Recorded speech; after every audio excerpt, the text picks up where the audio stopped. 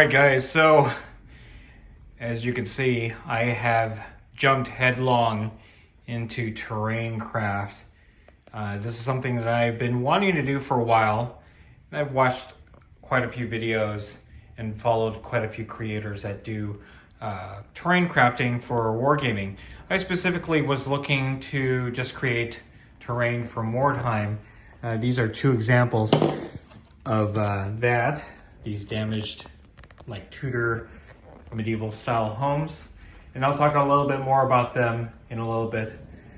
But as you can see, I am knee deep in XPS foam, and there's my lovely Proxon. This has certainly made terrain craft a little bit easier, although I have to admit one of the major complaints of the Proxon is the fence here.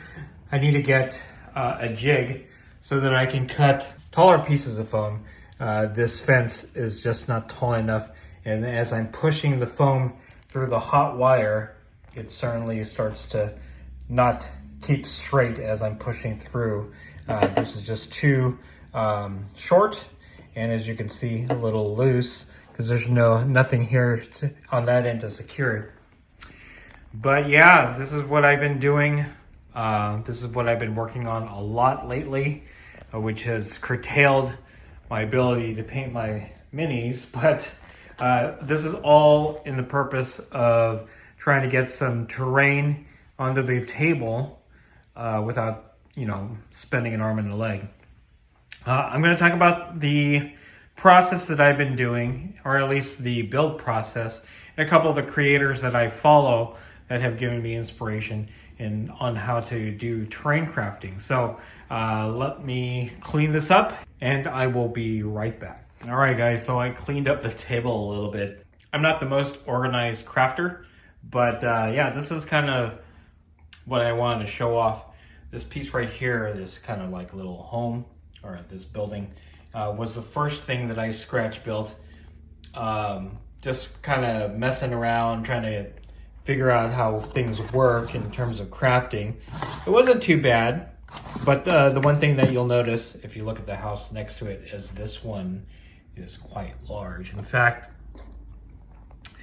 the 28mm Reaper figure here, I guess he could fit through the door just fine, but if I put the 28mm Roman, that's a huge door, those are huge windows, and this is definitely a very huge building.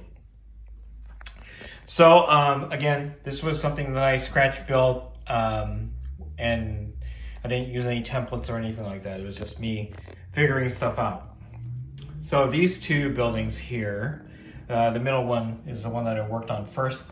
So these are actually templates, or built from templates from Devs and Dice. I'm going to tag him down below. He's got a great crafting channel, terrain crafting channel, that's recently more specific to Mordheim, and these are kind of these come from templates that he created for damaged houses in Mordheim.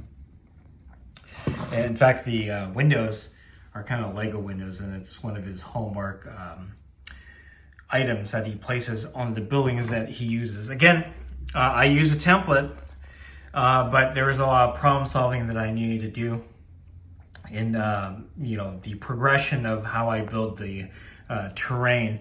For example, I forgot to put beams here and here. I was able to add it here, but I already laid down the tiles, so I could not put new beams, or could not put beams there. So fortunately, I mean, I can still use this terrain piece, but it's certainly kind of like a progression of how things are going in terms of me learning how to do this terrain craft. It helps to have a template, and again, Devs and Dice has made those templates freely available.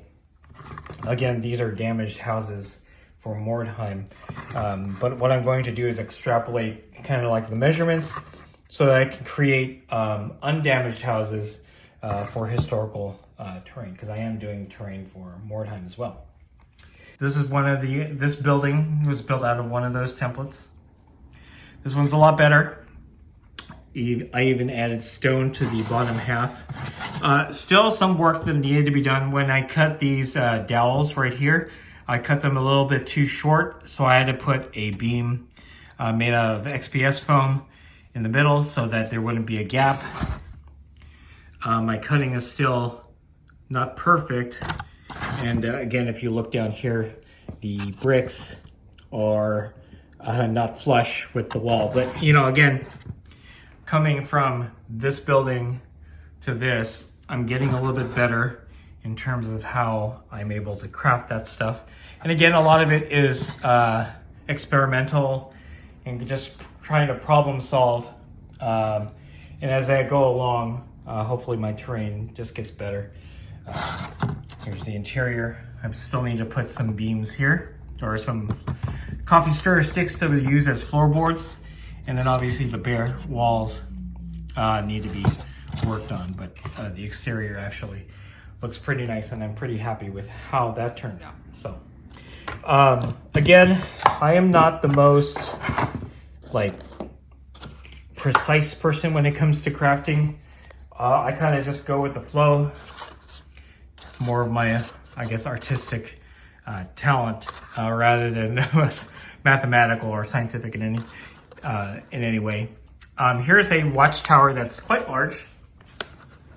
As you can see, I have these huge bricks here, and again, I'm still learning how to use the Proxon, and I really need to do a better job of measuring stuff out. The beams aren't even square, they're kind of more rectangular, but I had already cut these pieces because I wasn't sure what I was making.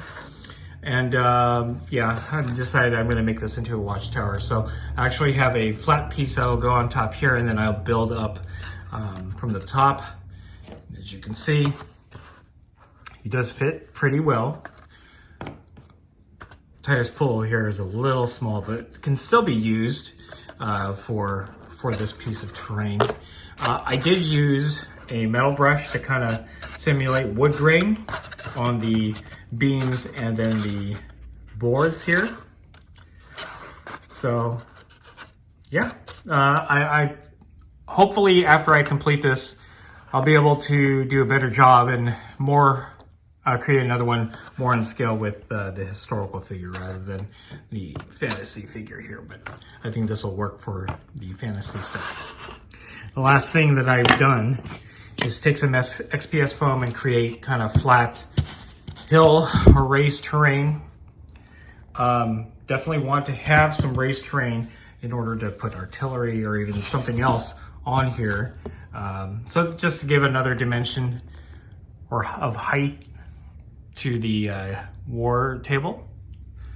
This one, I actually cut a couple different pieces just to give it something a little bit more texture. If you see this, I was still learning how to use the Proxon, so I kind of messed up when I was slicing, but it actually turned out well. It just added a little bit of weird texture. This will all be hidden by some flocking, and then yeah, that's pretty much it. So yeah, that's what I've been working on. It's been taking up a lot of my time just learning how to use the Proxon, trying to find things that I can build for the table. I want to go bring these houses back.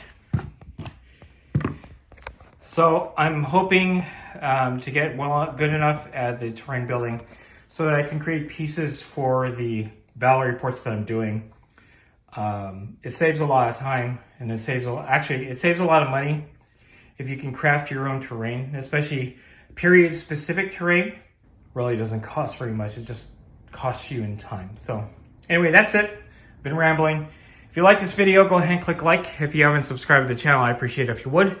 Click the bell notification icon to get notified of all new terrain crafting videos coming out of the channel. And then click the link in the description below to join our Discord server.